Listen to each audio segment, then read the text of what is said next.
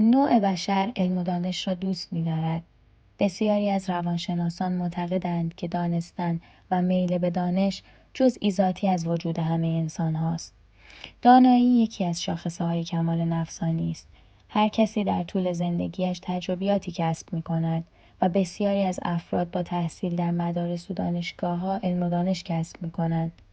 به این ترتیب همه خود را دارای مراتبی از علم و دانش می‌دانند.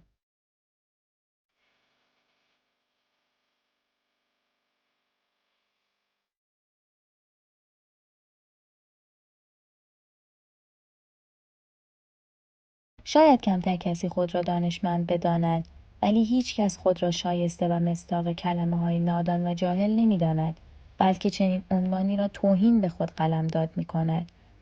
بنابراین ادب حکم می‌کند کسی را نادان و جاهل خطاب نکنیم.